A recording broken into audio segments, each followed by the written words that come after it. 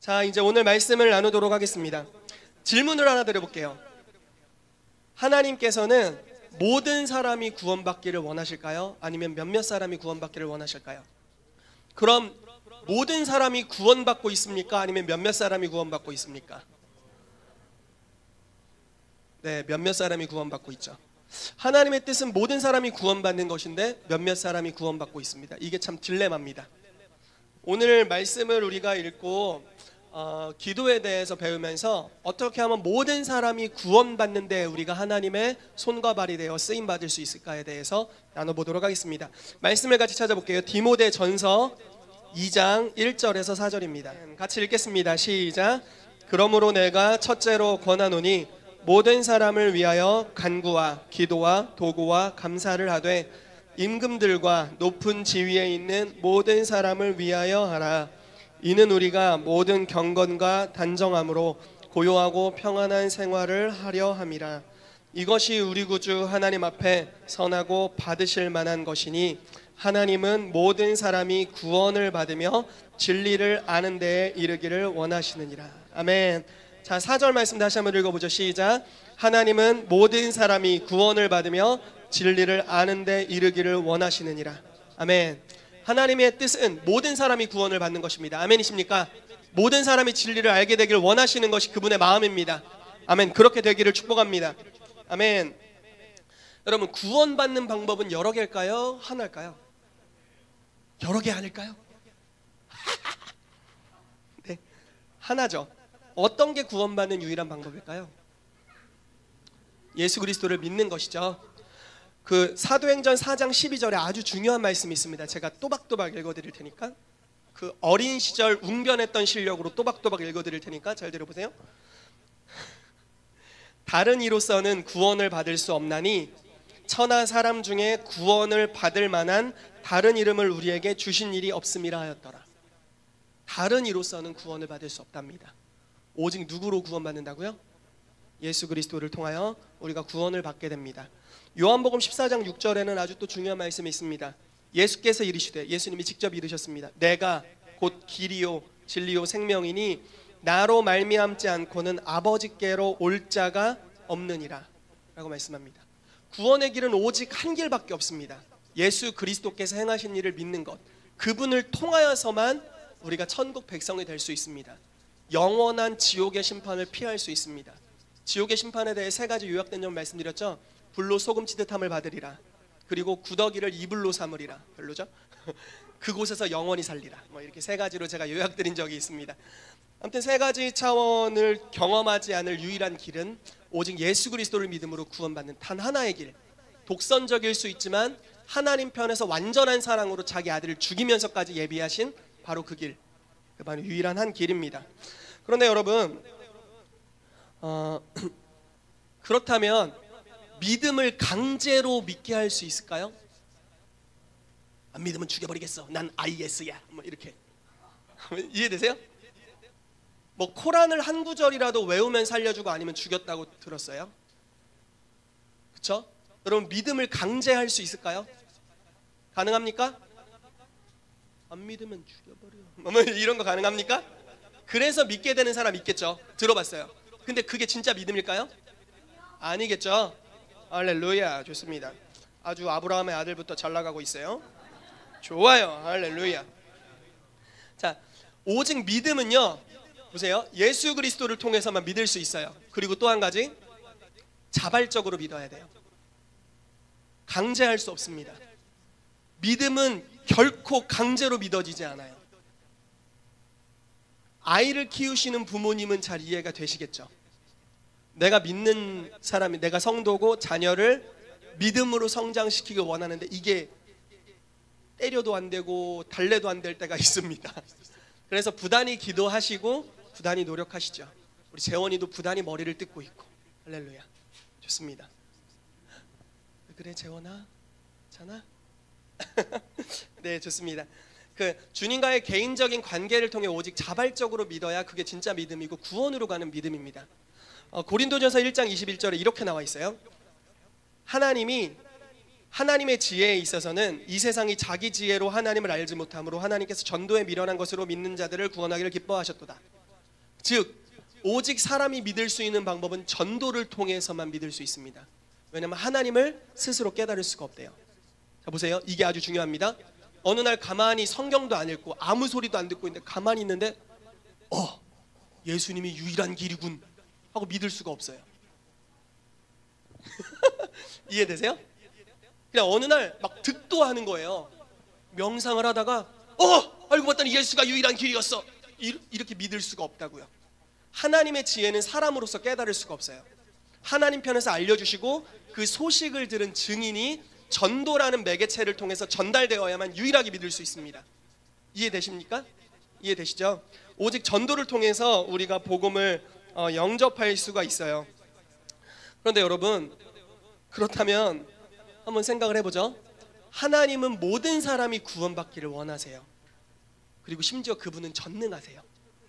그런데 하나님 앞에 나와서 영생의 삶을 사는, 우선 물론 천국 가는 구원의 복음부터 해서 성화되어 우리가 주님과 함께 영원히 살아가는 이 인생의 길들을 가는 방법은 예수 그리스도를 통해서만 들어갈 수 있어요. 그런데 주님이 강제하지 않아요. 인격적이세요. 자유의지를 만들었어요. 범죄하는 순간에도 두시는 분이세요. 그럴 정도로 인격적이세요. 심하게 인격적이세요. 탕자가 아버지에게 가서, 누가복음 15장 이런 말씀 나오죠. 탕자가 아버지에게 가서 나에게 물려줄 분깃을 나에게 주십시오. 아버지 죽을 때 됐으니까 얼른 재산 상속하십시오. 이렇게 이야기하는 거거든요. 그런데 아버지는 너무 선하시고 인격적이셔서 줘버려요. 그걸 주면 얘가 타락할 걸 알아요. 근데 줘요. 그 정도로 인격적이신 아버지, 너무 심하게 인격적이신 아버지세요. 그분이 하나님이세요. 그래서 강제하지 않아요. 그렇게 우리를 선하게 배려하세요. 자유의지를 존중하세요. 그리고 이 자발적인 믿음을 통해서만 오직 구원받을 수 있어요. 그럼 구원받기가 쉬워요? 쉽지 않아요? 여러분들 전도해 보셨죠? 예전에 우리 막 능력 전도한다고 나간 적이 있죠. 사람들의 반응이 어떤가요? 왜 그러세요? 막 이렇게 가는 분들도 있고, 네, 거절감. 그런데 이 사람이 구원받는 게 주님의 뜻인가요? 네, 주님의 뜻이죠. 그런데 자발적으로 믿어야 되는데 자발적으로 믿지 않죠. 오히려 거절하고 도망가기도 해요. 그럼 이 딜레마를 어떻게 메꿔야 될까요? 듣고 계세요? 이해되십니까? 모두가 구원받는 게 주님의 뜻인데 예수를 통해서만 구원받을 수 있어요. 길이 좀 많으면 야 그냥 교회 가기 싫으면 저 불교 가고 저 신천지도 가고 저 여기도 가, 이렇게 얘기할 수 있겠죠. 그러면 얼마나 편해요. 그냥 명상을 좀 더 해. 그럼 구원받을 수 있어요. 그러면 사람들에게 구원의 길을 제시하기 아주 좋을 거예요. 그런데 유일한 한 길이에요. 아주 독선적이라고 느껴질 만큼 유일한 한 길. 그 길을 통해서만 구원받을 수 있어요. 그리고 강제하지 못해요. 강제라도 할 수 있으면 나라, 기독교 국가가 막 군사력을 이빠이 키워갖고 안 믿으면 이렇게 하면 되는 거죠. 근데 그게 안 돼요. 전능하신 하나님이 강제할 수 없는 완전한 하나의 복음을 증거하는 방법으로 전도를 매개체로 사용하시는데 우리가 전도할 때 사람들이 쉽게 반응한다 안 한다? 안 한다는 거죠. 이게 굉장한 딜레마입니다. 그래서 주님께서 어떻게 하기로 결정하셨냐면 교회에게 기도라는 무기를 주셨다라는 거예요. 기도를 통해서 우리가 복음을 증거할 수가 있습니다. 여러분 마태복음 6장 10절에 이런 말씀이 있어요. 나라가 임하시며 뜻이 하늘에서 이루어진 것 같이 땅에서도 이루어지이다. 주기도문의 한 구절이죠. 그런데 여러분 이 땅을 향한 하나님의 뜻은 뭐죠? 하나님은 이 땅에 어떠한 뜻을 갖고 계시죠? 이 땅이 어떻게 되는 것이 하나님의 뜻입니까? 아주 쉽게 말해서 천국과 같이 되는 것입니다. 천국 수준으로 이 땅이 되는 것이 주의 뜻이에요. 그래서 주기도문에 하나님의 나라가 이 땅에 임하십시오. 하나님의 뜻이 천국에서 100% 이루어져 있는데 이제 이 땅에서도 주님의 뜻이 100% 이루어지게 해주십시오. 이게 주님의 뜻이죠. 그리고 주님의 뜻을 이룰 수 있도록 주기도문이라는 기도를 가르쳐 주셨어요. 기도할 때 주의 나라가 임할 거고 기도할 때 주의 뜻이 이루어질 거다라고 주님이 말씀해 주신 겁니다. 여러분 교회는 그리스도의 몸입니다. 믿으십니까? 예수님이 계시면 예수님은 지금 어디 계세요? 천국에 계시죠. 하나님 보좌 우편에 계신다고 나와 있어요. 근데 우리는 이 땅에 있는 주님의 몸이랍니다. 하나님께서는 모든 이들을 구원하길 원하시는데 어떠한 방법으로 구원하셔야 되냐면 몸을 사용하셔서 구원하셔야 됩니다. 몸이, 들어보세요, 몸이 어떻게 반응하는지에 따라서 이 땅에 하나님의 뜻이 이루어지는지 마는지가 결정됩니다. 몸인 교회가 하나님의 뜻에 어떻게 반응하는지가 하나님의 뜻이 이 땅에 어느 정도 수준으로 이루어지는지가 결정됩니다. 이해되십니까? 왜 모든 나라마다 사는 수준이 다를까요? 왜 믿는 모든 가정마다 이루어지는 하나님 나라 차원이 다를까요? 몸된 교회가 어떻게 반응하는지에 대한 수준이 다르기 때문에 그렇습니다. 순종의 분량이 다른 거죠. 자, 로마서 8장 26절에서 28절 말씀 같이 읽어보겠습니다. 같이 큰 목소리로 읽겠습니다. 시작. 이와 같이 성령도 우리의 연약함을 도우시나니 우리는 마땅히 기도할 바를 알지 못하나 오직 성령이 말할 수 없는 탄식으로 우리를 위하여 친히 간구하시느니라. 마음을 살피시는 이가 성령의 생각을 아시나니 이는 성령이 하나님의 뜻대로 성도를 위하여 간구하심이니라. 우리가 알거니와 하나님을 사랑하는 자 곧 그의 뜻대로 부르심을 입은 자들에게는 모든 것이 합력하여 선을 이루느니라. 아멘. 여러분, 말씀을 주의 깊게 한번 살펴보시면요, 여러분들 안에 성령님이 계시다고 말씀하고 있습니다. 아멘이시죠? 그리고 그 성령님이 여러분을 도우십니다. 그런데 특별히 기도하는 데 도우신대요. 기도하도록 또한 도우신답니다. 여러분들이 여러분들 안에 계신 성령님과 함께 기도하는 것, 단편적으로 방언을 말할 수도 있습니다. 이거는 방언이 전부가 아닙니다. 방언은 한 부분입니다. 성령의 인도함을 받아 기도하게 되면 이렇게 된답니다. 우리는, 하나님께서는 하나님의 뜻을 기도라는 매개체를 통해 이 땅에 이루기로 결정하셨습니다. 심지어 이렇게 극단적인 말이 있습니다. 하나님은 이 땅에서 하시는 일 중에 기도 응답 외에는 하시는 일이 없다. 예를 들어 희윤이를 위해 어떠한 기도도 없다면 희윤이의 삶에 어떠한 하나님의 뜻도 이루어지지 않을 겁니다. 이해되시죠? 무슨 말씀인지? 우리가 만약에 충분히 우리 가정을 위해서 기도한다면 충분히 주의 뜻이 가정에 나타날 겁니다. 아주 소망적입니다. 우리의 반응에 달려 있는 거죠. 그런데 우리는 무엇을 기도해야 될지 때로는 모릅니다. 그래서 뭘 기도해야 되지? 내 삶에 뭐가 주님의 뜻이지? 막 너무 혼란스러워서 이것도 해야 되고 저것도 해야 될 것 같고 막 정신없을 때가 있습니다. 그럴 때 이 성경 말씀이 이렇게 말하는 겁니다. 성령으로 말미암아 기도해라. 그러면 네가 마땅히 구할 바를 알지 못하지만 성령께서는 하나님의 뜻을 알고 있다. 그래서 성령님이 너의 영과 함께 기도하게 될 거다. 그러면 성령님은 100% 하나님의 뜻을 위해 기도할 거고 그 100% 하나님의 뜻이 이곳에서부터 기도로 올라가면 하나님께서 그 기도의 대접을 기울이셔서 응답을 쏟아 부으실 거다. 그러면 환경 안에서 보세요. 모든 것이 합력하여 선을 이루게 될 거다 라고 말을 하고 있습니다. 예를 하나 들어보겠습니다. 요셉이 있었죠. 요셉이 어느 날 꿈을 꿉니다. 결론적으로 말하면 총리가 되는 꿈을 꿨습니다. 높은 자리, 애굽의 총리가 되는 꿈을 꾸었죠. 그래서 살아갑니다. 그런데 어느 날 형들이 자기를 질투해서 자기를 팔았습니다. 형들이 자기를 질투한 게 주님의 뜻입니까? 잘 생각해 보세요. 아닙니다. 하나님은 선한 뜻만 갖고 계시죠. 그분에게는 악이 전혀 없습니다. 아멘이시죠?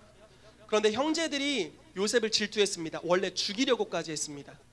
그러다가 팔아먹었습니다. 희윤이 형이 어느 날 30만 원에 희윤이를 새우잡이 어선에 팔아먹은 겁니다. 원양 어선에 팔아먹었습니다. 너무 싸게 팔았죠? 이런 경우입니다. 이런 경우. 이것이 죄송해요. 너무 깊이 받아들이지 마시고. 당혹스럽네. 까먹었어. 설교해야 될 거. 어쨌든 요셉이 팔려갔죠. 그래서 어떻게 합니까? 종살이를 하죠. 보디발의 집에 가서 종살이를 합니다. 종살이하는 게 주의 뜻은 아니었을 것 같아요. 그가 고생하는 걸 주님이 원하시지 않았을 겁니다. 그러나 요셉은 제가 믿기로는 성경에 나와 있지는 않지만 시편에는 이렇게 나와 있습니다. 하나님의 말씀이 그 사람을 연단했다라고 나옵니다. 그 말씀을 따라서 해석을 해본다면 요셉이 그 과정 중에 내 인생이 어떻게 굴러가는지 모르지만 나는 부단히 기도해야겠다라고 생각했던 것 같습니다. 아마 기도를 했겠죠. 주님, 제 인생이 어디로 흘러가는 겁니까? 주님이 나를 높은 자리로 인도한다고 했는데 왜 나는 아버지의 아들로 있을 때보다 더 밑바닥으로 갑니까? 이상합니다 하면서 계속 성령으로 말미암아 기도했을 겁니다. 그런데 상황은 더 심각해져 갑니다. 보디발의 아내가 자기를 유혹했는데 이 남자가 넘어오지 않자 그를 오히려 강간범으로 몰아붙입니다. 그래서 그는 이제 감옥으로 들어가게 됩니다. 더 최악의 경우가 된 거죠. 그곳에서도 아마 엄청난 혼란이 있었을 겁니다. 그러나 성령으로 인하여서 계속 기도했을 겁니다. 주님의 약속된 말씀을 내 삶에 이루어 주십시오. 그러다가 술 맡은 관원장을 만나게 되고 그 사람의 꿈을 해석해주고 2, 3년 뒤에 바로왕 앞에 가게 되어 이제 꿈을 해석하고 총리가 되는 이 과정이 있습니다. 인생이 꼬여 있는 것 같지만 계속 하나님의 인도하심을 믿고 기도합니다.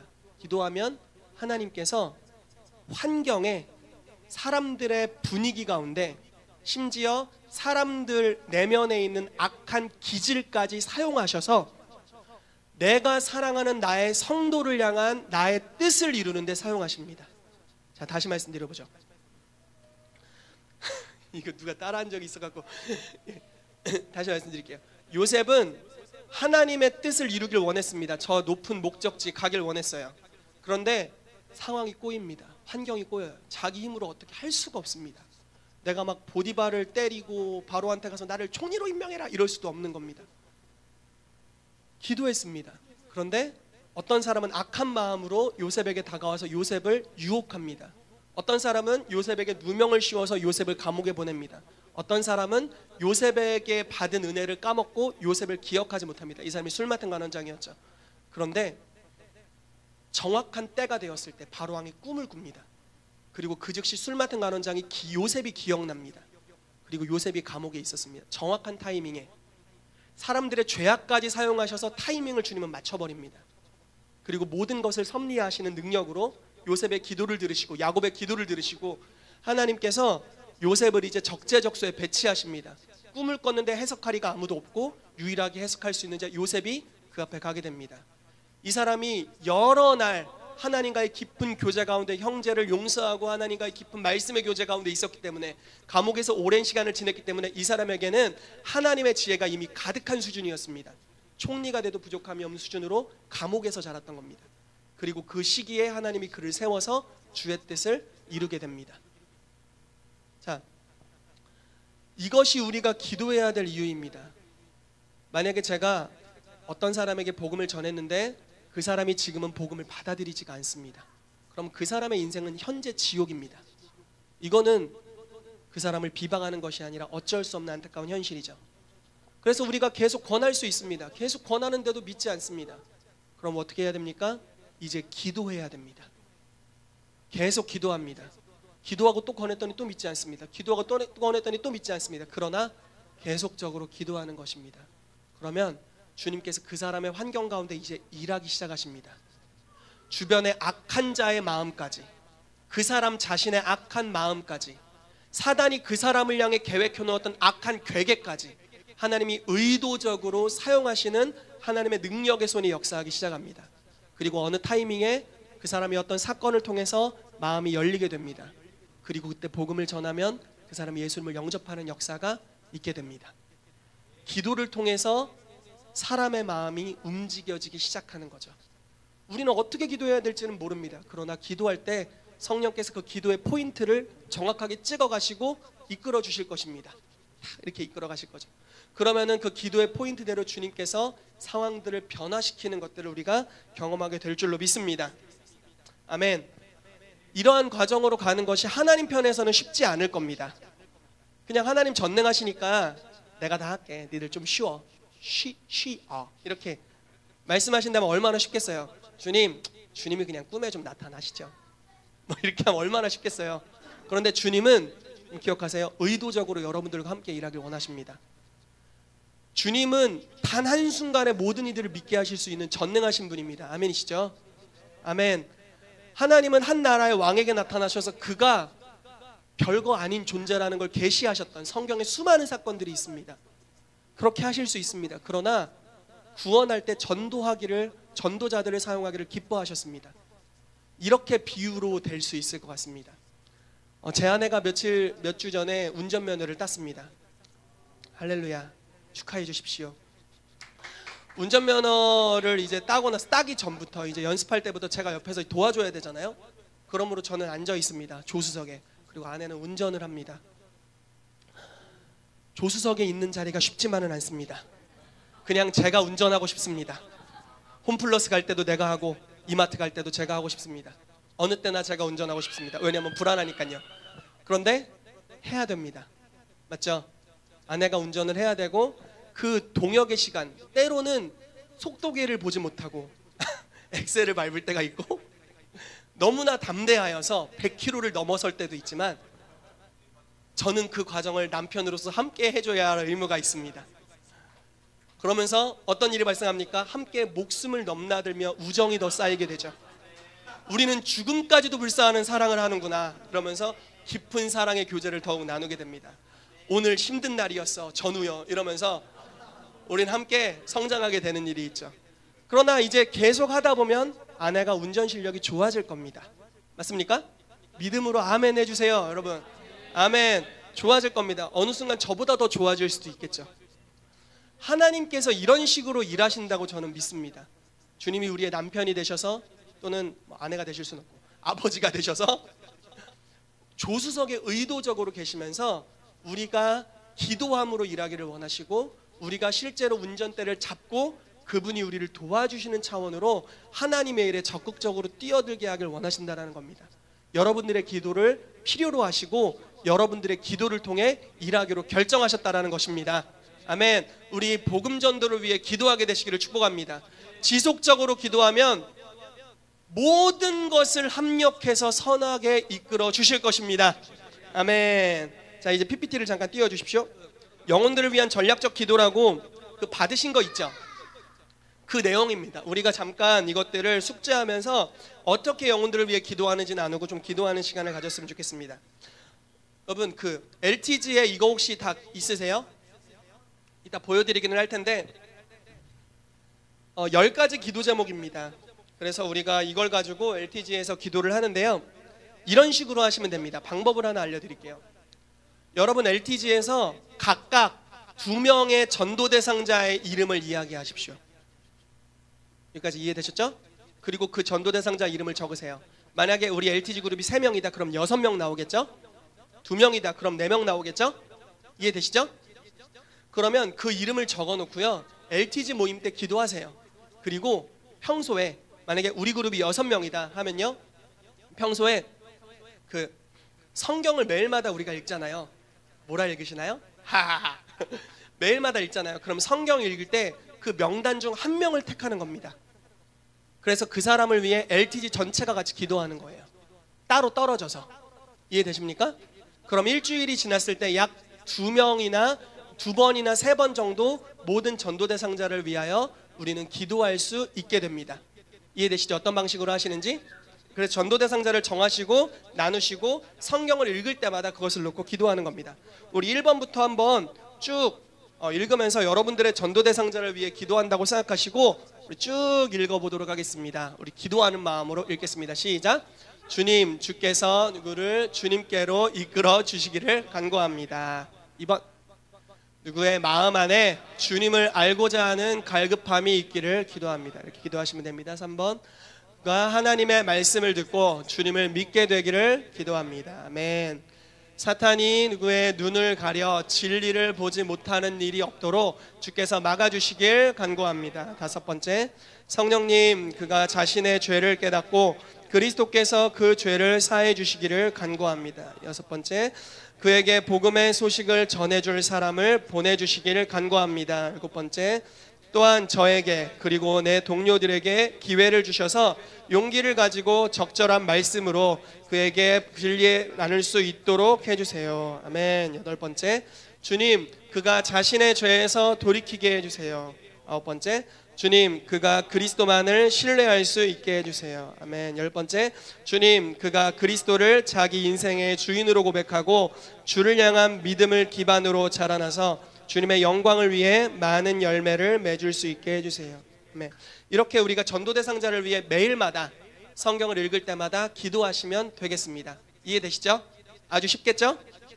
우리가 마지막 말씀을 좀 나누고 오늘 기도하고 마치도록 하겠습니다. 키보드 좀 쳐주세요. 베드로후서 3장 9절에 이런 말씀이 있습니다. 주의 약속은 어떤 이들이 더디다고 생각하는 것 같이 더딘 것이 아니라 오직 주께서는 너희를 대하여 오래 참으사 아무도 멸망하지 아니하고 다 회개하기에 이르기를 원하시느니라 라고 말씀합니다. 제가 굉장히 존경하는 선교사님, 책으로 만났지만 선교사님 중에 하이드라는 선교사님이 있었습니다. 영국 사람인데 인도 선교사로 파송되었습니다. 이제 선교사로서의 훈련을 받고 인도라는 땅에서 자기와 이제 피부 색깔도 다르고 다 다르죠. 복음을 전하기 시작했습니다.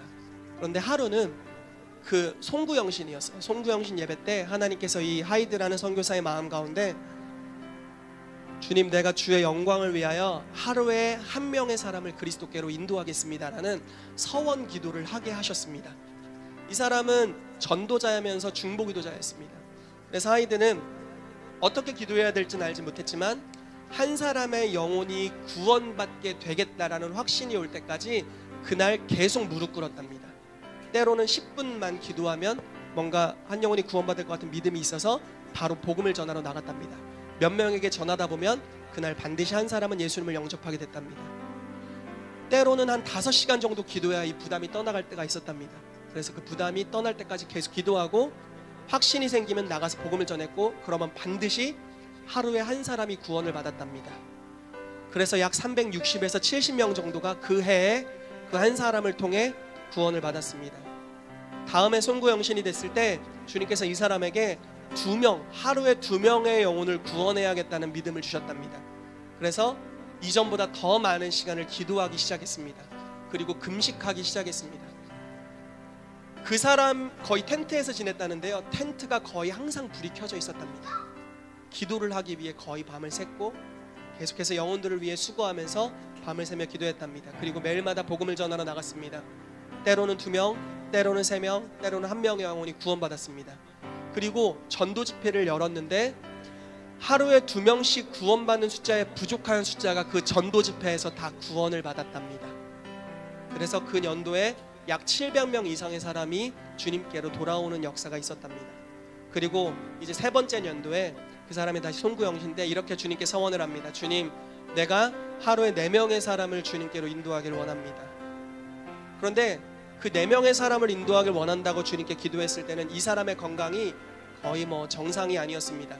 매일마다 금식하고 매일마다 처리하고 해서 건강이 거의 망가져 있었답니다.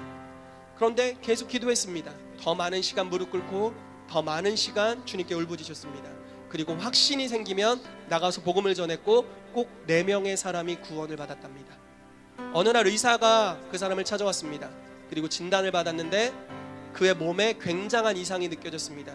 정밀 진단을 받게 했습니다. 진단을 받았더니 우리 심장이 약간 중간에 있잖아요. 약간 왼쪽으로 치우쳐서 중간에 있잖아요.